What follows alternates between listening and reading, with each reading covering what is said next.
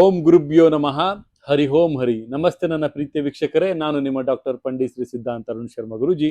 ವಿಶೇಷವಾಗಿ ಇವತ್ತಿನ ಒಂದು ಸಂಚಿಕೆಯಲ್ಲಿ ನಾವು ಮೇಷರಾಶಿಯ ಸೆಪ್ಟೆಂಬರ್ ತಿಂಗಳ 2026ರ ಮಾಸಿಕ ಭವಿಷ್ಯ ಯಾವ ತರ ಇದೆ ಅಂತ ನೋಡೋಣ. ಇಲ್ಲಿ ಮೇಷರಾಶಿಯವರಿಗೆ ವಿಘ್ನೇಶ್ವರನ ಒಂದು ಅನುಗ್ರಹ ತುಂಬಾ ಚೆನ್ನಾಗಿದೆ. ಹಂತ ಹಂತವಾಗಿ ನಿಮಗೆ ಮೇಲೆ ಬರಲು ಸ್ಥಿರತೆಯನ್ನ ತಾವಿಲ್ಲಿ ಕಾಪಾಡ್ಕೊಳ್ತಾ ಇರ್ತೀರಿ. ಕೈಗೊಂಡಂತಹ ಮಹತ್ವದವಾದಂತಹ ಒಂದು ಕೆಲಸಗಳು ತಮಗೆ ಯಶಸ್ವಿಯಾಗುವಂಥದ್ದು ತುಂಬಾನೇ ಉತ್ತಮವಾಗಿ ಬರ್ತಾ ಇದೆ.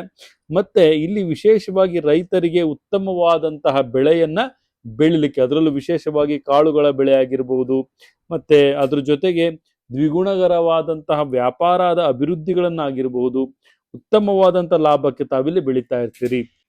ವಿಶೇಷವಾಗಿ ನೋಡೋದಾದ್ರೆ ಈ ಒಂದು ಮಾಸದಲ್ಲಿ ತಮಗೆ ಕೆಲವು ಘಟನೆಗಳಿಂದ ಮನಸ್ಸಿನಲ್ಲಿ ಒಂದು ನೋವುಗಳು ಉಂಟಾಗುವಂತಹ ಸಾಧ್ಯತೆಗಳು ಹೆಚ್ಚಾಗಿರುತ್ತೆ. ಖರ್ಚುಗಳು ಸಹಿತ ಅಧಿಕವಾಗಿರುತ್ತೆ. ಮತ್ತೆ ಸಾಲದ ಪ್ರಸಂಗಗಳು ಸಹಿತ ಹೆಚ್ಚಾಗುವಂಥದ್ದಾಗಿರುತ್ತೆ.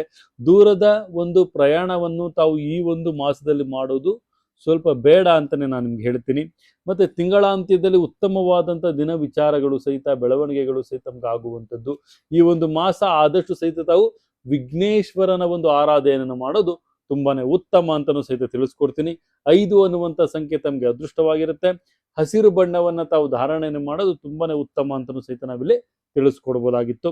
ಇದಾಗಿತ್ತು 2026ರ ಸೆಪ್ಟೆಂಬರ್ ಮಾಸದ ಮಾಸಿಕ ಭವಿಷ್ಯ ಮೇಷರಾಶಿಯವರಿಗೆ.